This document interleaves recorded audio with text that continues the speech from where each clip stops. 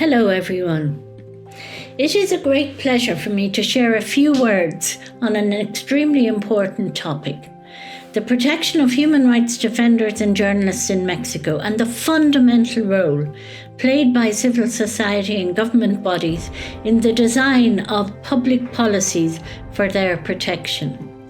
First of all, I would like to acknowledge the precious work done by the NGOs of the Espacio OSC, who have continuously, for over 12 years now, monitored the functioning of the protection mechanism for human rights defenders and journalists, and have contributed to strengthening it. Through this work, they have become a reference in Mexico and Latin America and have participated in several meetings with my mandate.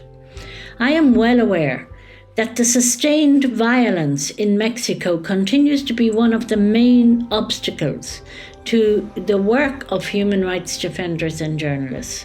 In October alone, we have received information on the disappearance of Sandra Dominguez, a human rights defender in Oaxaca; Marcelo Perry in Chiapas, a priest and human rights defender who had precautionary measures by the Inter-American Commission on Human Rights, was murdered.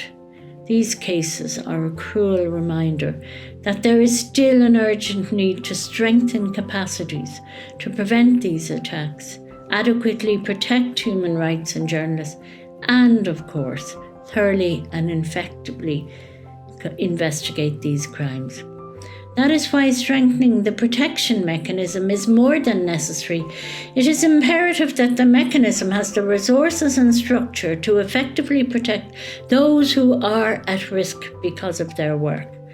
We also need a broader and more effective public policy that not only provides protection, but also addresses the root causes of the violence that affects various regions of the country, taking into account the differentiated risks faced by defenders and journalists, particularly women human rights defenders and Indigenous human rights defenders.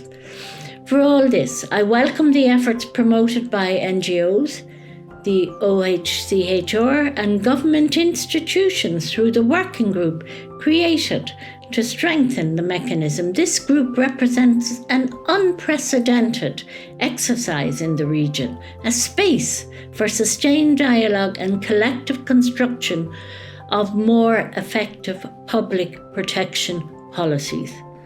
I respectfully call on the government authorities to continue with this effort, structure it, and strengthen it through constant dialogue with civil society, which has demonstrated its capacity to mobilize and generate high-impact proposals.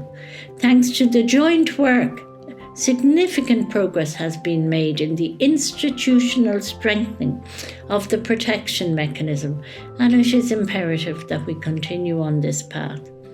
Finally, I would like to express my firm recognition to all human rights defenders who day after day devote their efforts to a more peaceful, just, and inclusive Mexico. I am sure that the exchange of ideas, best practices, and lessons learned in this 4th edition of the seminar will be key in the construction of more effective public policies, so that one day human rights defenders and journalists can carry out their work free from fear.